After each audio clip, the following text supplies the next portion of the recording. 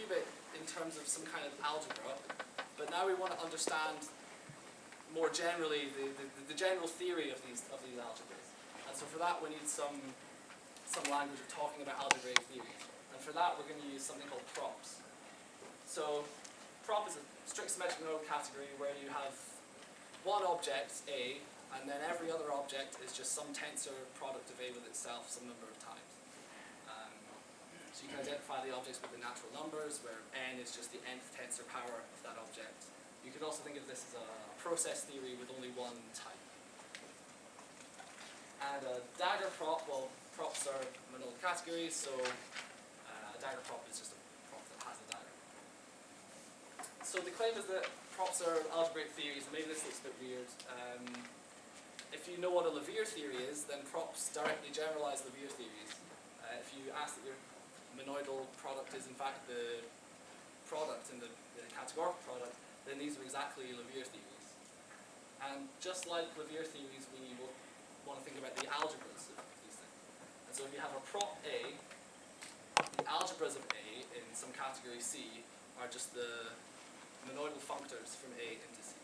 And so you want to think of as A is the syntax of your algebraic theory, and these functors are the models of that syntax. So we can look at a concrete example. So I'm going to give this prop M by giving you a set of generators sigma and a set of equations E. And so what I have in my generators, I have this kind of multiplication map, and my equations tell me that multiplication is associative, unital, and commutative.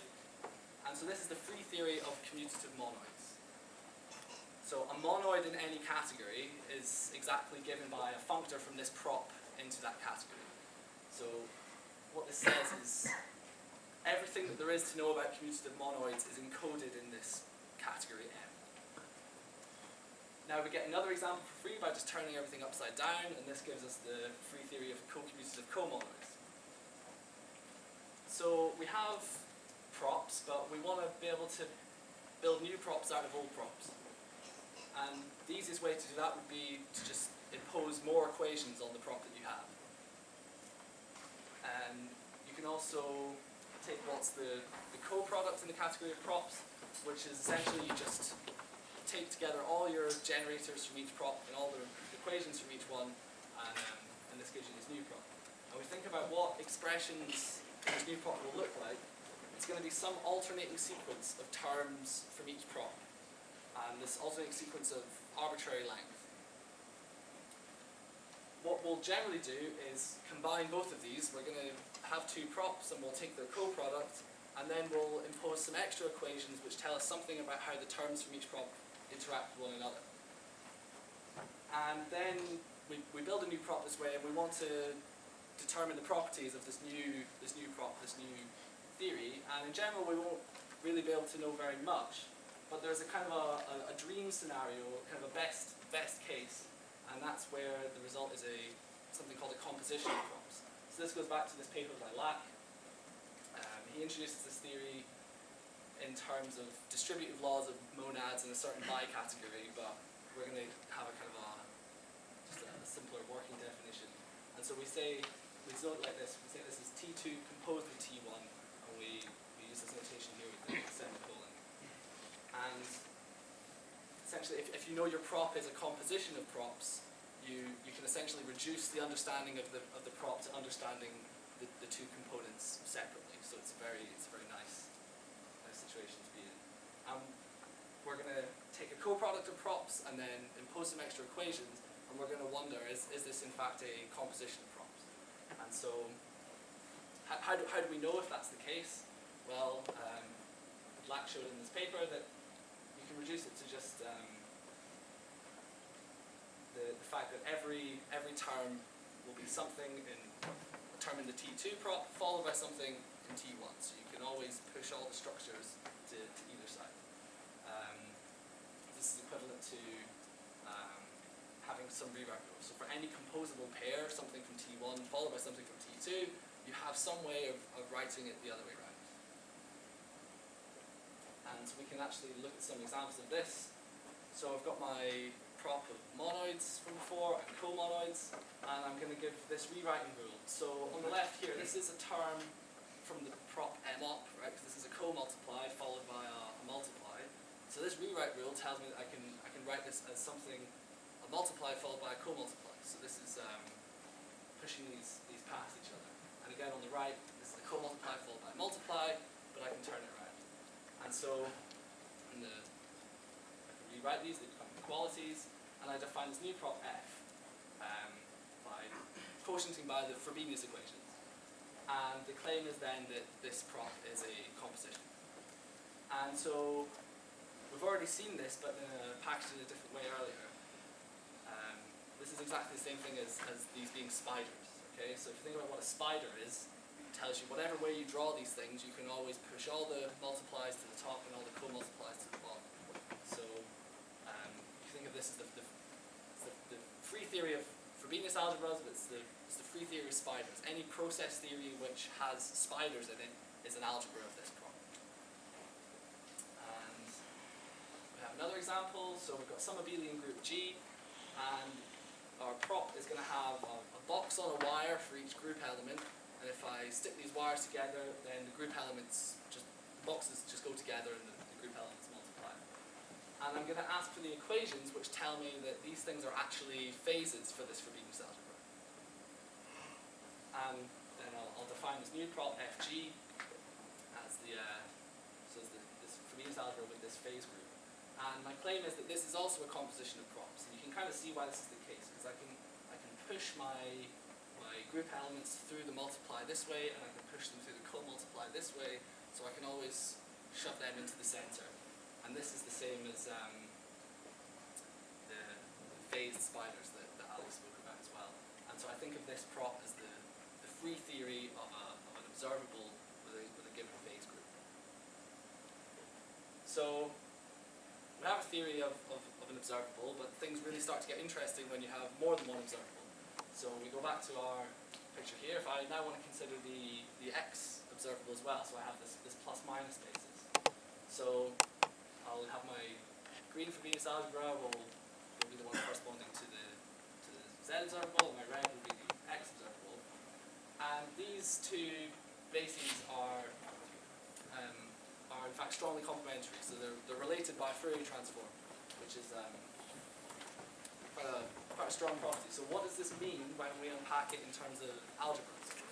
And what it means is that they satisfy these bi-algebra equations.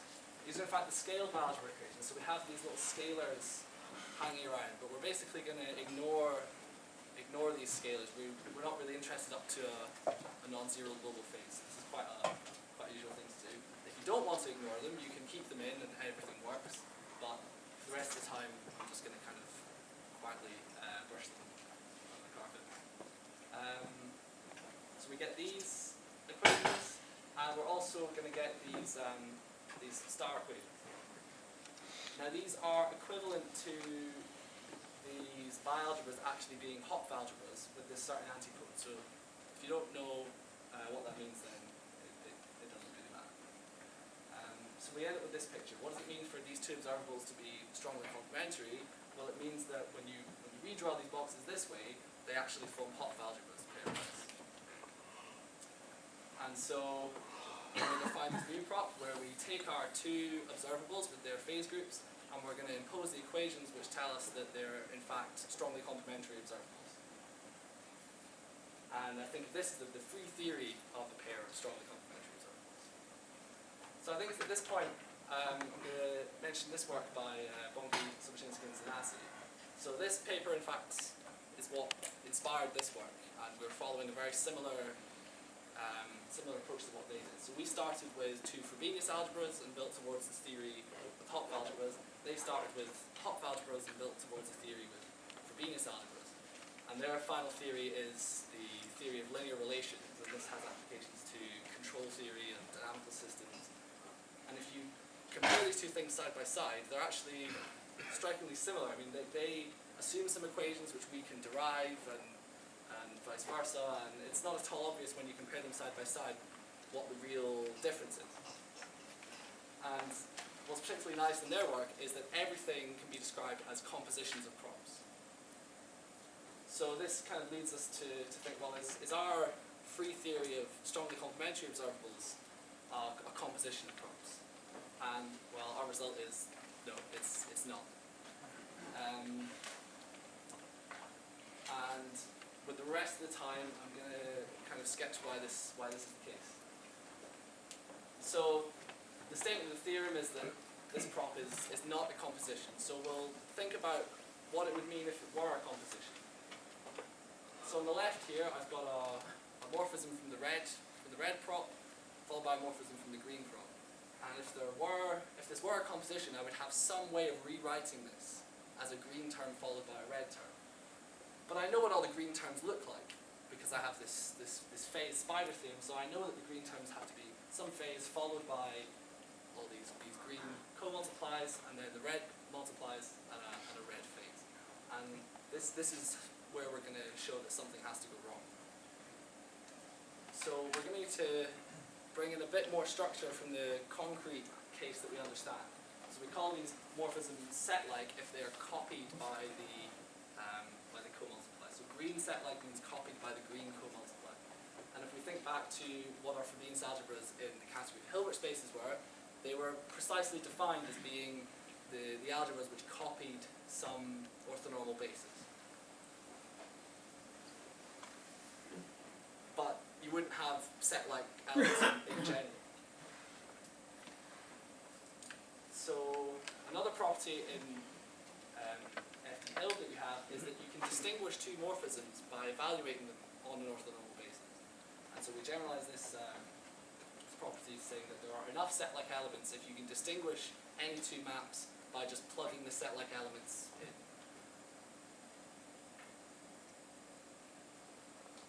So again, going back to this picture, we have our two observables and their corresponding groups of unbiased points. And we see we have the set-like elements for the red Frobenius algebra are the plus minus. And these live inside the unbiased points of the green observable. And they're actually form a subgroup. And similarly, the 0, 1 form a subgroup of the red unbiased point. And this is true in the more general theory. The set-like elements of one color are always a subgroup of the unbiased points of the other color. So we're going to define this new prop where we're going to have two observables, and I'm going to specify the phase group. One of them is G, the phase group of the other is H, and then I'm going to specify the subgroups of those which correspond to the set-like elements of the other color. And so here, if I take G to be the green phases, the subgroup GK is the set of red set-like elements. So now we just need one lemma. If HK is a finite group with exponent D, so the exponent of a group is the least positive integer, such that raising any element to that power gives you the identity element of that group.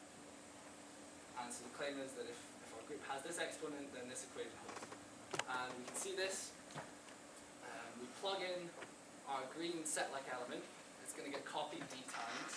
This is exactly how the group multiplication on unbiased points was defined, and so that raises our k to the power d within the group. That gives us the identity element of the group, which we know is the red co-unit. And then because we're interested in things up to a global scalar, we can conclude the last quality. In fact, if you track all the scalars, this holds on the nodes as well. And because I assume that we have enough set-like elements for green, then we can conclude the equality because we can just evaluate all those points k. So now we have everything we need to actually show that this can't possibly be a composition of props. So we assume that G1 is a red phase and H1 is a green phase. So in particular, this is going to be a unitary. And then I know that I have to be able to rewrite it in this form. But then I can pick a model where this equation is going to hold. I can pick a model where I have this finite subgroup with exponent n. But then I know that the thing on the left is unitary by assumption, but the thing on the right is never unitary. So if there were a composition, then we've just derived a contradiction. And so, to conclude, again, my commitment to the school of pessimism always ends on a high. Okay, well maybe there is some. We know that it isn't a composition of just two props, but it might be a slightly more complicated composition of the individual components. And so we think in the case of the qubit, the Euler decomposition tells you that you can represent any unitary as a red phase followed by a green phase followed by a red phase. And so this is some kind of normal form in the group structure that we assume to have. So we have a lot of structure kicking around, so maybe we can just dig a bit more and find something more general. And again, there are other aspects or features of the ZX calculus which we might be able to express in these more general terms with the algebraic structure and the group structure that we have baked into this theory. And yeah, that's fine.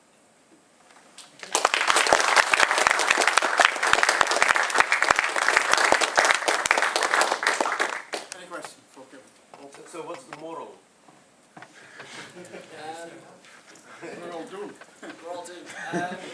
Quantum mechanics is hard. So comparing with the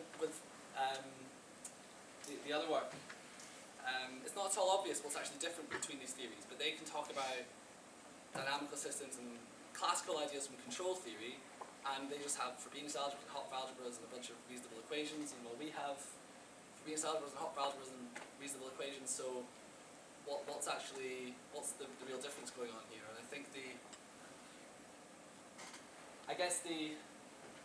the moral is that our wires are somehow more complicated structures. There's some non-trivial stuff happening inside the wires that show the deviation from what's a classical theory. Another question, Alex? How crucial are the phases for this no-go? So we've wondered for a long time, even in the phase-free. So the phases, there is a. You can also see that there can't possibly be a distributive law because of the Euler decomposition, because you know that you have to express everything as a red phase, green phase, red phase, whereas if it were a composition, you could represent any. You can turn any pair of phases. Yeah, but this proof kind of goes more to the heart of it, I think. The phases aren't really, the structure of the phase group isn't so important here, only the set-like elements. But can you prove it without the phases around? Can you prove there is no distributive law which will give you phase-free ZX? Starting from Frobenius algebras. Because we know you can do it the other way around, starting from Bi algebras, right? I'm not sure.